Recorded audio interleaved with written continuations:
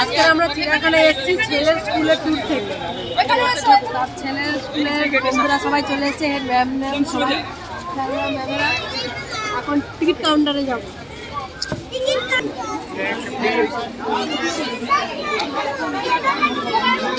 Good morning দর্শক, আজ আমরা নতুন এক ভিডিওতে সবাইকে স্বাগত জানাচ্ছি।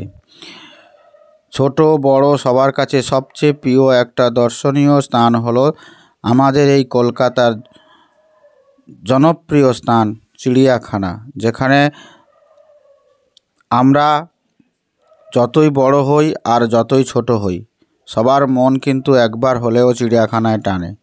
কলকাতায় আসলেই একবার যেন মনে হয় এই চিড়িয়াখানা দিয়ে একটুবার ঘুরে যাই। সেই মতো বাচ্চার স্কুলের ট্যুর আমরাও চলে এসেছি।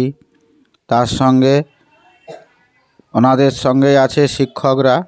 আমরা এর ভিতরে ঢুকবো, আজ নতুন কিছু আছে কিনা সেটাও সব শেয়ার করব।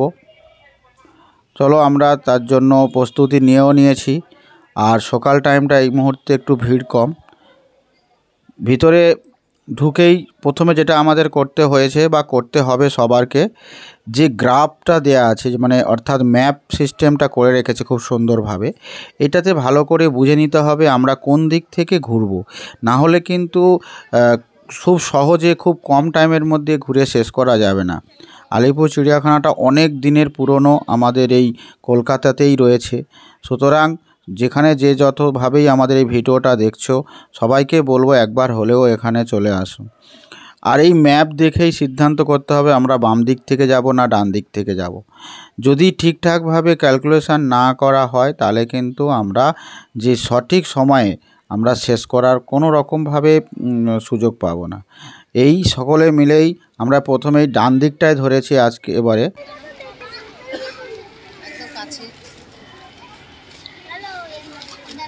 তো আমরা এখানে ঢোকার পরে আমরা সিদ্ধান্ত নিলাম আমরা ডান দিক থেকে দেখব। তো সেই মতো আমরা ডান দিকের রাস্তাটাকে ধরলাম। সেই ডান দিক থেকে প্রথম যেটা দেখতে পাচ্ছি সারস পাখিদের খাঁচা। তো এখানে বিভিন্ন জাতের বা বিভিন্ন প্রজাতির মানে সারস পাখি আছে। আর এটাকে পুরো জাল দিয়ে পুরো এটাকে কভারেজ করা রেখেছে, কারণ এরা যাতে না বেরিয়ে না যায়, সেই কারণে এদেরকে খাঁচার ভিতরে করেই রাখা হয়েছে। আর এটা কথা, এখানে শীতকালে কিন্তু এখানে অনেক প্রজাতির পাখিরা আসে, কিন্তু এই মুহূর্তে একটু গরম পড়ে গেছে। তবে আজকের পর্যটক একটু অন্যরকম পর্যটক দেখতে আছে। এখানে বেশিরভাগ স্কুল ছাত্ররাই বেশি আসে। তো আমাদের সঙ্গে পুরো বিষয়টা দেখাচ্ছি বা মানে পুরো জায়গাটা কভারেজ করছি, ঘুরছি। দেখো, আশা করছি ভালো লাগবে। আর যারা একদমই আসেনি তাদের জন্য এখানে একটা বোনাস পয়েন্ট থাকছে শেষে, তাই ভিডিওটা পুরোটা দেখতে হবে। দেখলে বুঝতে পারবে যে দেখো সব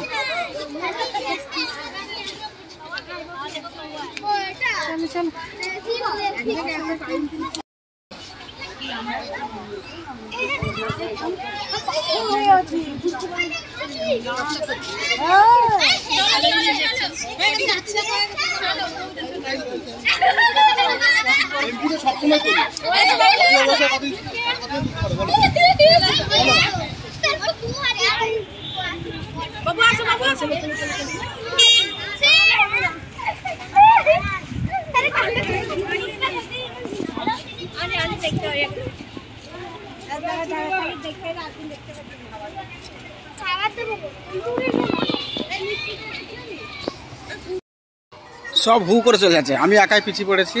তো যাক, সেটা কথা নয়, আমি একটু ফটো তোলার জন্য এখানে গেছি। আর এখানে ভিতরে বেশ এখন করে বেশ ভালো ভালো জিনিস তৈরি করেছে।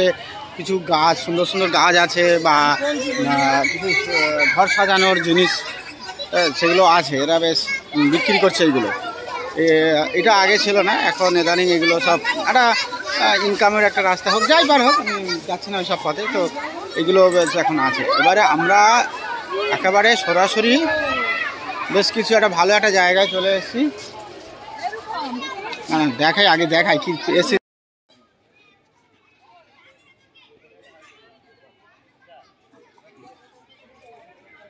জুম করছি, ফেটে যায় কিনা জানি না, কিন্তু চেষ্টা করছি আনানোর জন্য। একদম একেবারে শীত শেষ, গরমের শুরু, আমেজটাও হেভি। সে আমেজে সবার সঙ্গে সাক্ষাৎ করছে, বুঝলে?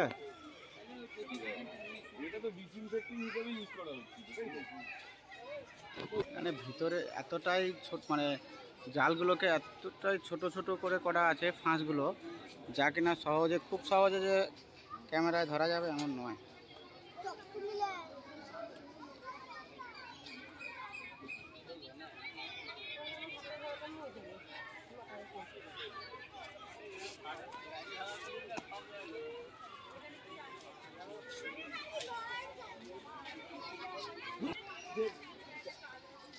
দুজনেকেই দেখা যাচ্ছে। এখানে প্রবেশ মূল্য আগে যেমনই ছিল এখনও তেমনই আছে। 2 থেকে 5 বছর বাচ্চাদের জন্য 20 টাকা, আর বড়দের জন্য অর্থাৎ 5 বছরের উপরে 50 টাকা রয়েছে। এখানে আর একটা সুবিধা করেছে সেটা হচ্ছে যারা ভিড়ভাড়টা এড়াতে চায় তাদের জন্য অনলাইন ব্যবস্থা আছে। এখানে মাইকে অ্যানাউন্স করছে, তাদের সঙ্গে যোগাযোগ করলেও তারা টিকিট কেটে দেবে। এমনকি যদি নিজে মনে করেন বাড়ি থেকে টিকিট কাটবো, সেখানেও এদের ওয়েবসাইট আছে, সেই ওয়েবসাইটে গিয়ে আপনি টিকিটটা সংগ্রহ করতে পারেন। তাতে ভিড়ভাড়টা অনেকটা এড়ানো যাবে, আর খুব সহজেই আমরা প্রবেশ করতে পারবো। আমরা ঢুকেই একটা সিংহ দেখে নিলাম, দুটো হাতি দেখে নিলাম, পাখি, টিয়া পাখি, মোটামুটি অনেকগুলোই দেখা হয়েছে। কিন্তু রোদ্দুরটাও ভালো উঠেছে আজকে, জানি না কতটা টিকাতে পারবো। হাঁটি আর সবে ঢুকলাম, আর আমরা পেছন সাইড থেকে ঢুকছি।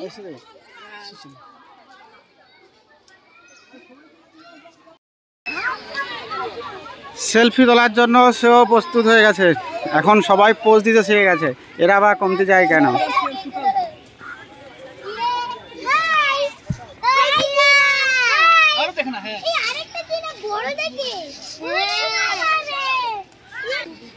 এখানে আসতে গেলে যে কোনোভাবেই আসা যেতে পারে, ট্রেন, বাস বা প্রাইভেট কার, যেভাবেই আসা যায়, যেটা সুবিধা মনে করবেন সেভাবেই আসা যেতে পারে।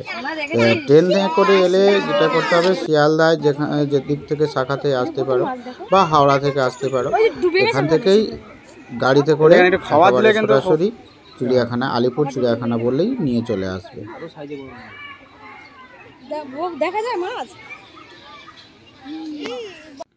হঠাৎ দাঁড়িয়ে পড়লাম এই বাগানটা দেখে। ঠিক শীত শেষ হয়েছে আর গরম শুরু হচ্ছে, তার মাঝেই এত সুন্দর একটা বাগান আছে ভিতরে, না দেখলে ভাবাই যায় না। সঙ্গে সঙ্গে পকেট থেকে ক্যামেরাটা বার করিয়ে কিছু ফটো তুললাম, কিছু ভিডিও করলাম, যা সবাইকে শেয়ার করছি।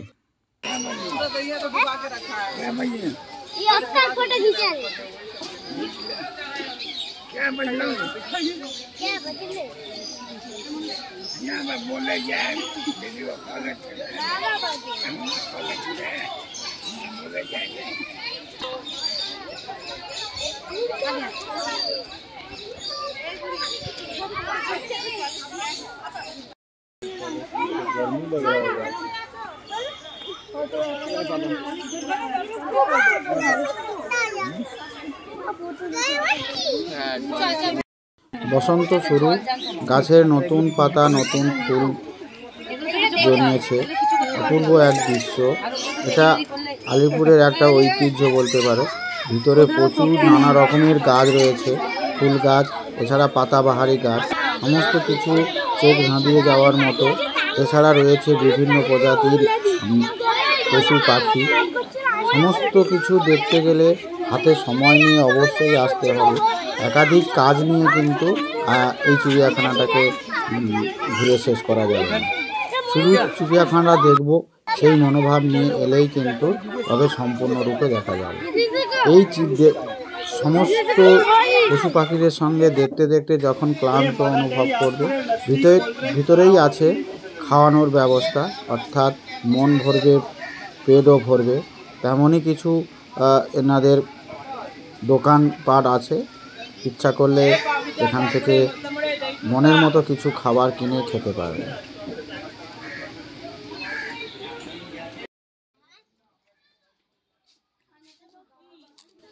তবে কথায় আছে না, ভাগ্যে থাকলে তবে বাঘের দেখা মেলে।